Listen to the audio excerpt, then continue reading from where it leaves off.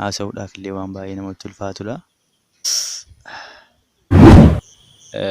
Gaafa wal arginu sanaa gaaffii wayiin dhiyeessee fi wajjin bullee maal ta'a manatti illee hin galin jedheeni yaadamee obboleettii koo wajjiniin iyyuu wal qunnamtii saalaa taasise jechuudha. Dhaan kana ani gaa ergasii illee erga dhufanii waan sana illee natti himanii an jireenya si jiraadhaan jiran jedhu suusii adda addaa keessa illee suusii baay'ee keessa illee seenee maatii kiyya illee baay'ee natti gaddaa jiru.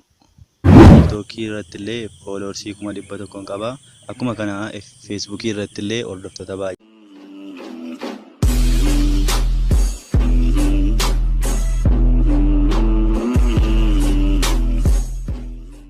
Akkam jirtu kabajamtootaa fi dhaggeeffattoota chaanaalii Suuraa Entertainment arramoo qophii adda ta'e isiniif qabadhee dhufeen jira. Qophiin keenya kunis egaa keessummaa keenya tokko isiniif qabadhee dhufeen jira. Seenaan isaas baay'ee waan na gaddisiisee fi isinillee akka isin gargaartaniif jedhee isiniif qabadhee dhufeen jira. Mee amma kan qophii keenyaatti dabara. Mee maqaa kee guutuu fi iddoo itti irratti nutti himi.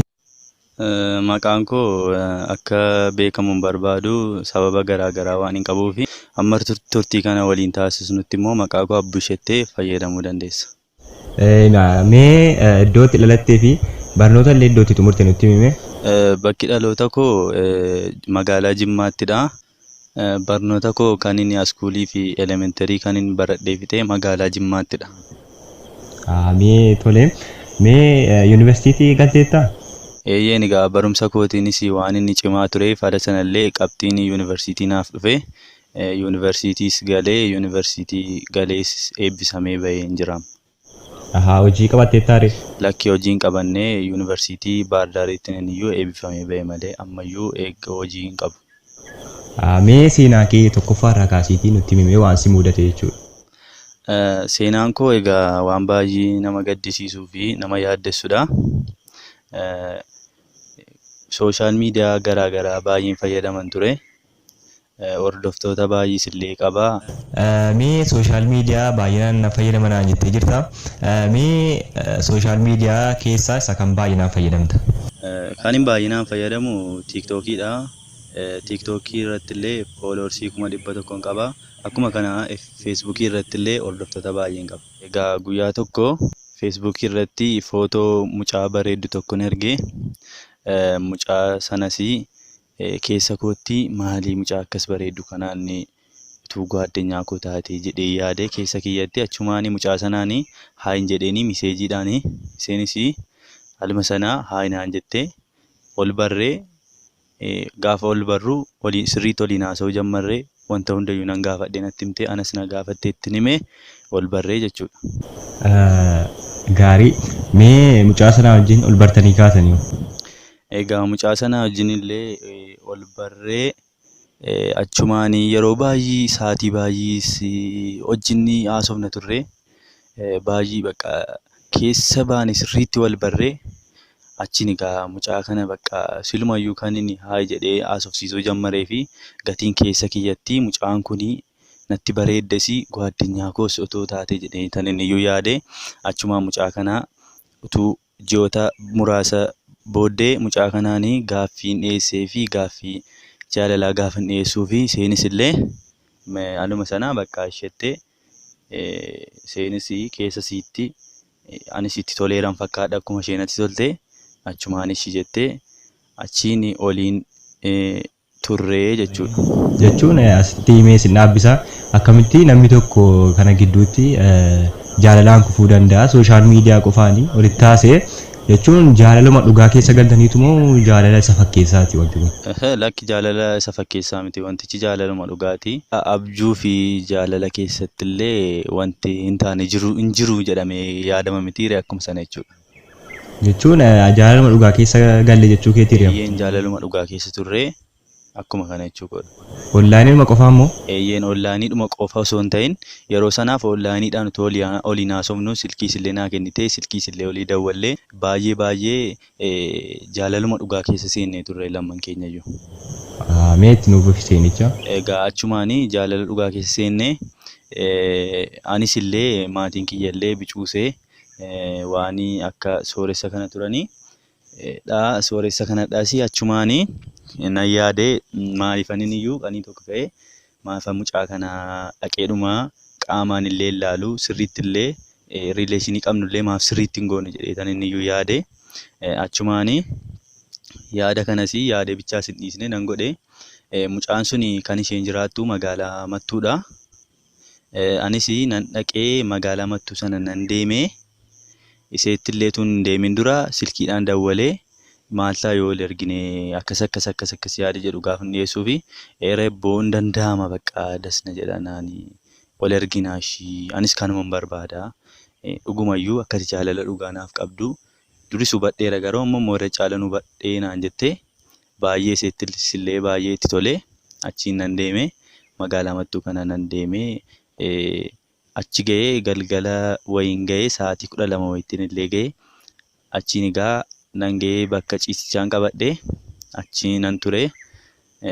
Asuun hin deemin durallee gwaaddanyoota koottis akkan achi deemuu wanta hundayyuu itti himeen ture.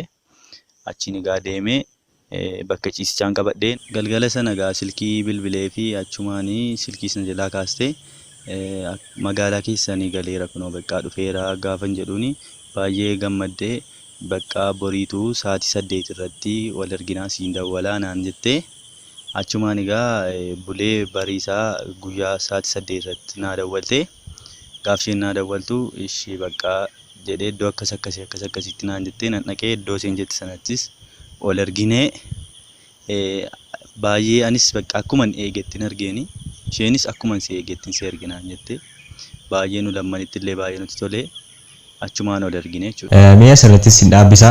Mee amma kanatti naan jechaa jirtu onlaayinuma qofaan ol barree jaalallee taanee baay'ee wal jaallannee wal argine naan jechaa jirta. Akkuma kana. Mee seenichatti nuuf. Egaa wal argine akkuma nama siin jedhe kana baay'ee nutti tole nu lammanitti iyyuu hanga sa'aatii 12tti illee olii wajjin turtii taasisnee baay'ee bashannannee gaaf sa'aatii 12 ga'u ani mucaa manaati jedheen gatiin beekuu fi ishee eeyyeen mucaa manaati jedhee gatiin beekuu fi sa'aatii 12 ga'u karaa manaatiin iyyuu taaksiidhaan sheenyeeni achumaan karaa mana ishee deemte achumaan nan galee gaafan galu sana bakka ciisa kootii nan galee mitiire gaafan galu akkuman akkana ciise miiseejii wayii dhufee naa galee. Mee miiseejii maal jedhan dubbisuu dandeessa? Eeyyee. Jechuun hin yaadatta? Na yaadadha. Miiseejichis mucaa irra wajjin oolte sana duukaa lammata si ergee jennaan ardii kanarraa akkan si boqochiisu barii jedha. Ani egaa gaafa miiseejii sana ergu miiseejii sana kan naaf ergee gwaaddanyoota kootiyyuu natti qalladaa jiru. Sa'i malee an karaa biraatiin fudhanneen ture. Miiseejii sana ilaalee zimmeedheedhuman dhiisanii waama tokkottis hin lakkoofne achiin egaa akkuma barre sana galgala sana akkuma wal barsiisne onlaayiniidhaan illee utoo haasofnu mucaa sana wajjin achiin egaa nama isaa wal ergina jennee onlaayiniidhaan waan olii galleedhaa fi ganama isaa ol ergine sa'aatii 12tti nan dawwalee fi bariidhaan maaliif hin dawwalee fi baay'ee waan hin jaalladhuuf hin ture. Achiin amman erguttis na cannaqee nan dawwalee fi sa'aatii 2 irratti wal argina naan jettee hin dhuftee wal argine baay'ee bashannannee. Sa'aatii 3 irratti moo? Eeyyeen sa'aatii 3 irratti wal argine baay'ee bashannannee bakka baay'ee waan namatti tolu ture waan akkasitti illee haasa'amee ibsamu miti oolmaan keenya gaaf sana. Achiin egaa sa'aatii 12 ala ta'uu galgala jechuudha. Ammas karaa mana isheettiin iyyuu baajaajiidhaan isheenyee hin galtee jechuudha. Guyyaa sadaffaa sanallee akkuma wal barsiisne sana naa dawwaltee wal argine gaafa wal arginu sana gaaffii wayiin dhiyeessee fi wajjin bullee maaltaa manatti illee hin galinni jedheeni achiin gaafan akkas jedhuuni bakka boriituu wayyaa arran ta'uu har'a manaas haala mijeessee hin dhufne naan jette anis nan taraddeeni ishette olii gallee borittenne anis guyyaa isa afuraffaa sana wajjin bulee isa shanaffaatti karaa biyya kootiitti hin deemadhee yaade achiin ishette gaafani guyyaa sadaffaa sana gaa wajjin oollee sana gaafani isee baajaajiidhaan illee isheen deebi'u osoo hin deemu bakka akka dukkana wayiitti dhufanii karuma booddeetiin anumaa dhaame baay'ee natti dukkanaa'e nan kufee ofiin ollaalee achitti illee baay'ee na tumanii gaaf na tumanii bakka akkuma tokko ta'e ofuma ollaalee bakka tasas of hin beekne. Achiin egaa gaafan akkasoo of baruu bishaanii akka daarii akka meedaawoo irratti iyyuu of ergee gaafan of erguu baay'ee sinannee gaafan jedhu namni tokko na biraan jiru ture. Mee galgala sana rukutamteetta mee akkamitti ganama achitti of arguu dandeessi jechuun qophaa kee of argite moo akkam nuun galleessittis sirriitti nu ibsi. Eeyyeen ganama sana kan inni of ergee qophaadhuma koodha. Bishaanuma daarii sanatti jechuudha. Of ergee gaafan of erguu akkuma ka'een silkii illee nan baafadhadhee gaafan of bartee eeyyeen of baree jechuudha. Silkii illee nan baafadhadhee baay'ee mataan immoo akka waan itti na joonjaa ture saala sana jechuudha. Achiin silkii illee nan fudhadha gaafan jedhu silkii illee kiisii koo keessa hin jiru. Nan fattashe kiisii koo haalittiin koo illee wantumti kiisii koo keessa ture hin jiru. Na keessaa fudhatan natti fakkaata gaan hin agarree. Achiin egaa waraqata bicuu wayii of ergee kiisii koo keessaa ta'uun barabbaru waraqata bicuu wayii gaafa erga waraqatichis sitti meen ture kan inni irratti barreeffamee jedhu sitti meen ture na dhaga'uu diddee akkati biyya kanarra jiraattuu fi ixaa lammaffaallee sii kenneera ixaa kanatti fayyadame akka lammatos hin deebine jedha ture. Achiin gaafa waraqata sana dubbisu isee gaaf sanaa yaadadheen ture. Isee gaafa teeksticha sanaa jechuudha. Gaafa yaadadhu ammas deebiitan inni iyyuu ofiin ol laale bakka ammas. Jechuun eenyu si barreesse nama si barreessu illee beeku. Jechuun akkuma yaaddutti waraqata. Akka yaadutti yoo ta'e akka yaadutti jaruma isuma teekstii sana argee naa barreessin jedha. Waraqata sana jechuudha isuma teekstii sana naa argeetiyyuu naa barreessee. Jechuun kan jarrisidhaaniin sababa mucattittiiti moo? Kuni fadha miti kana na gaafattaa sababa mucattittiiti iyyuu kan jarri na dha'an. Malee silumaa nama wajjin ol lolis hin qabu. Namanis magaalaa sana mattuu sanas nama beekus hin qabu waan ta'eef sababuma kana. Sababa mucatti dhaamte jechuudha. Mee erga bishaan daarii sana irratti of agartee maal goote? Egaa waraqaa sana ergee dubbise siin jedhe miti lammaffaan deebi'ee of ilaalee siin jedhe. Achiin gaafa lammaffaa deebi'ee of ilaalu ammas immoo gaafa of baru ammas immoo nama baay'ee wayitiyyuu natti naannee jira. Yeroo lammaffaa sana of baru jechuudha. Baadiyyaa nama baadiyyaa wayiti gaafa ilaalu waan takkaa jireenya koo keessatti na mudanne akka na mudatenis nan bare nama baay'ee bakka achi jira narratti naannee ture achiin maanneen naani bakka zimmee bakka dhanii karaa mana jiraatti illee na fuudhanii jarri sun illee jara rabbi jaallatu ture.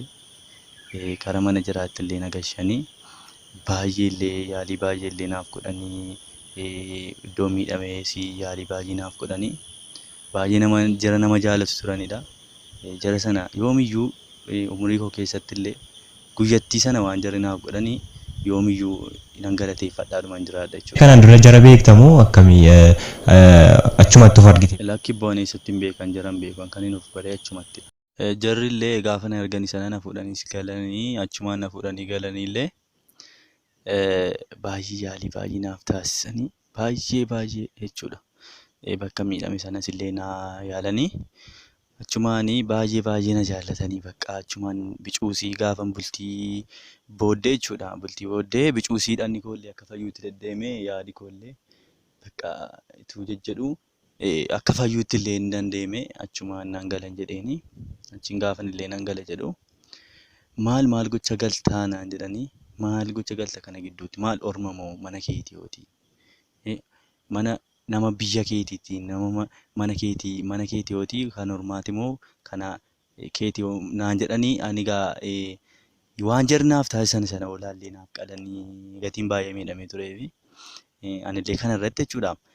Aadaa Oromoollee baay'ee akka inni baay'ee cimaa ta'ee fi akka inni baay'ee jaallatamaa ta'e kan irratti baay'ee hubadhe bakka waan baay'ee naaf godhanii egaa Oromoon gara laafessa jedhama mitiire akkuma sana jechuudha. Baay'ee dhuguma immoo Oromoon gara laafessa ta'uusaa kan irrattis baay'ee hubadhe ingalinii takka ture naan jedhanii shedhee anis bakka isaan abbaan mana sanaas baay'ee nama ulfaataa turanii nama guddaallee turanii baay'ee natti tolanii nan ture achiin ture mucaa hangafaa durbaa tokko qabu turanii.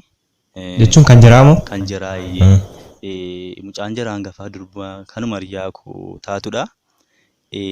Warri kaan immoo ijoollee dhiiraa bibbicuu turan. Egaa mucaa sana wajjinis gatii ijoolleen dhiiraa hin jirree fi mucattii wajjinis illee mucattiin sunis illee wajjin baanee baadiyyaan kun illee gaafa naannoo isaa ilaalannu baay'ee namatti tola.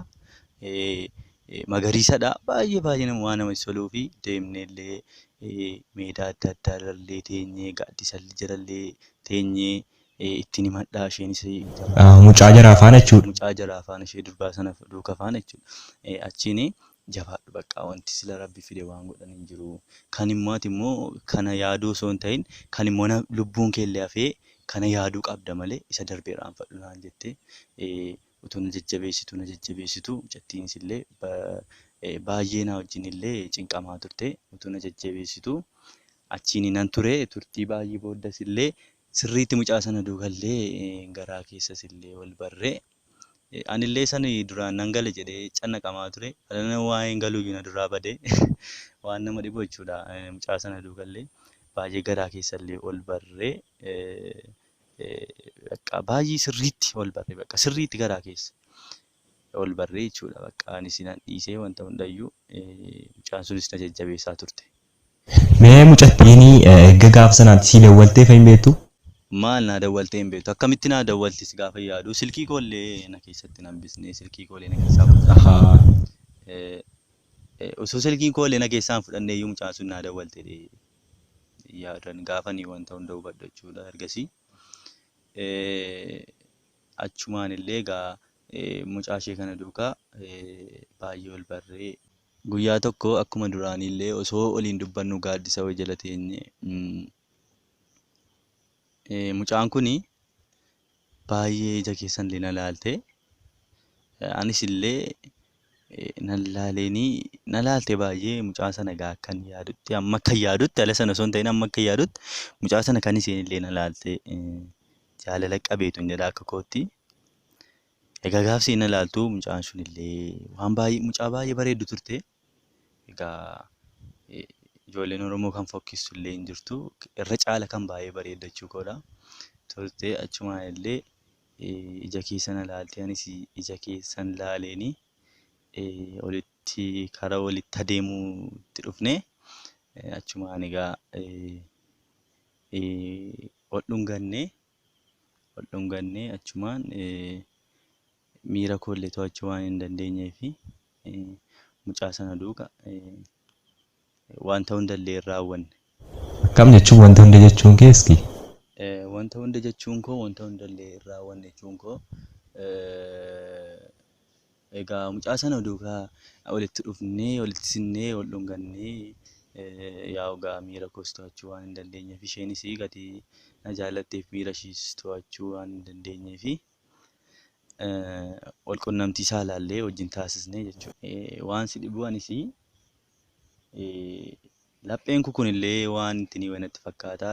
Jaalala ammas jaalala kan isii sana akka jiruun karaa kasii kanaatti naannee egaanis baay'een jaalladheeni isii sana iyyuu raanfadheeni ani kan immoo jedhu tarii rabbii gatii ishee sanaan na miidheefsee kanaan immoo iddoo naa buusuuf jedhee sanin iyyuu yaade baay'een jaalladheeni isheenis na jaallatte achiin egaa baay'ee egaa anis achi yeroo iddoo sana baay'een ture bakka yaada guyyaa tokko nan dhiyeessee fi maal ta'a osoo wal fuunee yaada jedhuun kaasee fi ishii baay'ee gammadeetan malee minaamni naan jette mucattiini achiin egaa mucattii duukallee akkasitti olii gallee nan gale gaanii biyya kootti nin galee gaafan galuu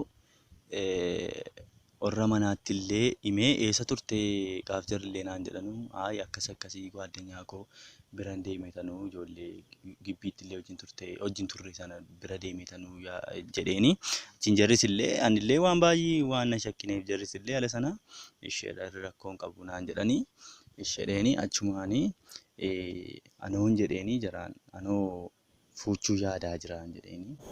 Maatii keetti himte jechuudha. Maatii kootti gaafan immoo maal barattee illee osoo waan tokko hin argatin immoo jennaan jedhanii maatiin koollee akkuma sila kaasee baay'ee sooressa turanii sooressadha.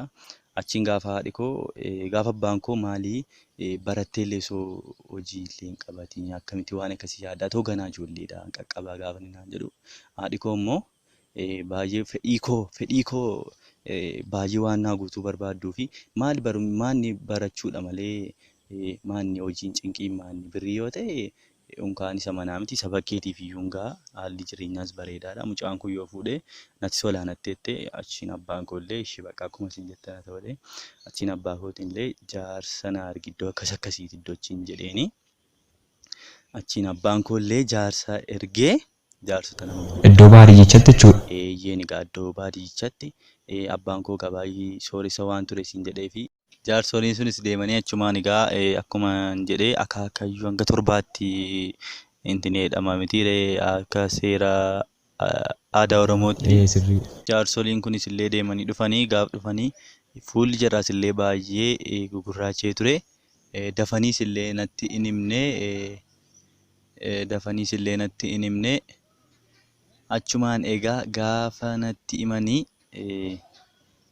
mucaa sanaa wajjin illee fira baay'ee walitti siqaa ta'anii argamne jechuudha.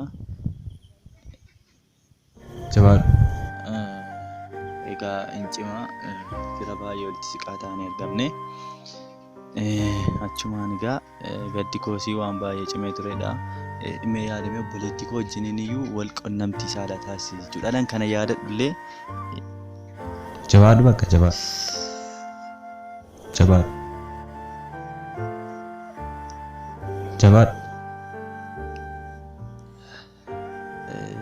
Egaa wanti rabbi fidee waan godhan hin jiru. Jabaadhu. Mee mucattiin obboleettii madhiigaasiif turte moo akkami? Eeyyeen egaa akkuma sanadha. Bakka akkuma obboleettiitti naaf oolte firummaa ishee jechuudha. Egaa waan baay'ee illee haasa'uudhaaf illee waan baay'ee namatti ulfaatudha. Jabaadhu meetti nuyi. Mee amma haala kamirratti argamtaati? Jabaadhu. Namni viidiyoo kana ilaalaa jiru akka inni irraa baratuuf malee jechuun akkati miidhamaa kee booddeetti deebitee yaadattuuf miti jechuun namnis baratee akka yaada siif kennee xiqqoo ishee illee sammuu kee miidhame kana siif sirreessu jennee waan ta'eef jabaadhu. Egaa waan baay'ee natti cimaa beektaa yaadu. Mee sirriidhaan. Yaadi akkaan baay'ee wantichi waan akka baay'ee namatti ulfaatu. Sirriidhaan naaf gala. Achumaan egaa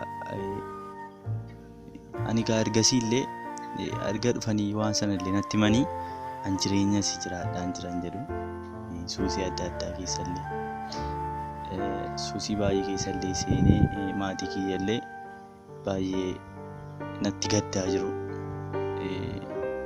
Natti gaddanii baay'ee suusii garaagaraa keessallee seenee gwaaddenyaa egaa hiriyaa baay'ee na jaallatu qaba kan wajjin guddanne innis illee akka jabaadhu dheedhii na jajjabeessa amma kanallee isatiyyuu baay'ee na jajjabeessee egaa gwaaddenyaanii waan maatiin hin beekne illee mistira baay'ee beekamitiire akkuma sana baay'ee illee na jajjabeessee isaan illee jajjabaadheen amma kun yoo na ga'een jira. Suusii sana keessaa illee bahuu yaadaan jira. Baay'ee waan cinqamee jiruu fi ala yaadadhu baay'ee natti dhaga'ama. Lapheen kiyyaas illee baay'ee tuqama. Yaada namni egaa yaada garaagaraa qaba mitiire kana keessaa illee yaada koomentiidhaan illee naaf kennanii akkanii irraa na jajjabeessuu barbaada jechuudha. Kanaaf illee kan irratti illee bahee akkas himachuu barbaade jechuudha. Egaa seenaa kee waan dhuftee jabaadhu rakkoon qabu amma waan gaddi tokko iyyuu hin qabdu suusii keessa of dhoksuu dhiistee xiqqoo ishee illee waan sana irraanfachuu yaali. Atis illee waan seenaa kee kana dhuftee nuuf himtee fi galatoomsiin jecha kabajamtootaa fi dhaggeeffattoota chaanaalii Suuraa Entertainment isinis illee koomentii fi laayik gochuun akka uummata biraan geessanii fi yaada qabdan illee akka koomentii irratti nu beeksistaniin isiniin jedha. Obboleessa keenya Abbush jajjabaadhu siin jecha please koomentii irratti yaada kennaa fi mucaa kanaa fi qophiin keenya irraa kana fakkaatu ture akka irraa barattan abdii guddaan qaba. Amma qophii biraatiin wal agarrutti hundi keessanuu nagaadhaan naaf tura.